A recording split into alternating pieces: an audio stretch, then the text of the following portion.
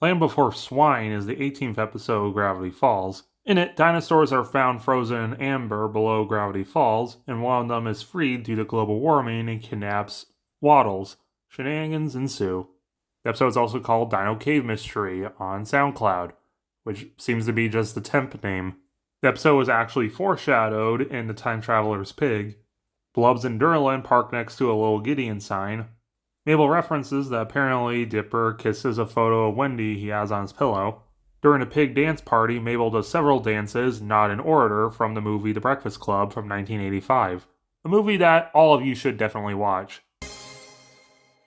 And because of the pterodactyl in this episode, we now have all the references from the opening. We see a mosquito trapped in amber, which is an obvious reference to Jurassic Park as well as the rest of the episode, which is the second time the Mystery Twins found something suspended in animation in some sticky brown substance. The first being Quentin Tremblay and Peanut Brittle in Irrational Treasures, which seems to be a better freezing substance because the amber is melting. The episode's title is a play on The Land Before Time, the Don Bluth animated dinosaur classic. Bobby Renzotti on the TV is a reference to Rob Renzotti, a supervising producer of Gravity Falls. Bobby is something the staff called him. Instead of actually getting the real Rob to voice him, he's played by Justin Roiland. Dipper tries getting photos developed of the pterodactyl, but Zeus accidentally ruins it with light.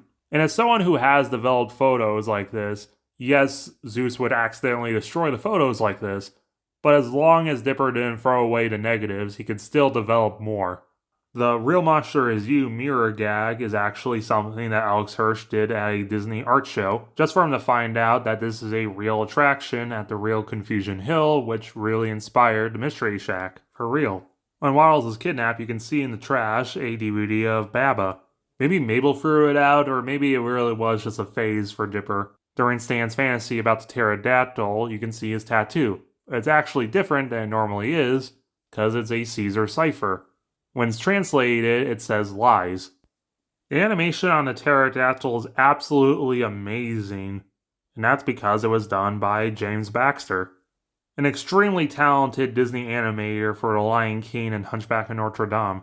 For the 10th year anniversary, we got some storyboards released, including a deleted scene where we got to see the Dino Bros. In a fantasy, they would have been obvious plays on Thundercat characters riding mechanical dinosaurs. Staying in a coffin, this episode is famous for having a second commentary with Alex Hirsch in character as Grunkle Stan. It's notable because he references his ex-wife Marilyn, who's basically 100% confirmed to be Ida from the Owl House. Married for less than a day. Vegas situation. Reached for the same slot machine handle and it was love at first sight. Marilyn. Had hair like an airline stewardess and a neon pink shirt that said, over 30 and very flirty. Man, I was putty in her hands. You should have seen the way she threw dice. One time right at my head. Turns out she only married me to distract me while she stole my car and all my winnings. And I guess her name was fake and her hair was fake. But, the love was real. She really was the one that got away. Like, literally, it was a proper getaway. She was chased by cop cars for about a mile out of Vegas before ducking out a door and into a canyon and making off with all my loot. Sometimes I still think of her. That pale bingo hall skin. That one weirdly sharp tooth. Sorry, I'm getting nostalgic. Point is, yeah, I had love in my life once. And, it bit me. I think I learned a little bit of a lesson from that, which is you open your heart and blood comes out and you die. Zero code. It works for pigs! Mabel outfit check. She wears Dipper's hat, the sweater with lights on it and a disco ball. She makes a matching sweater with Waddles with her face and Waddles' face on it. She's got her bike and helmet from The Hand That Rocks the Mabel. This green sweater with a flamingo on it. An owl sweater. And it's kind of hard to see, but this blue sweater has a UFO on it. This is a great episode.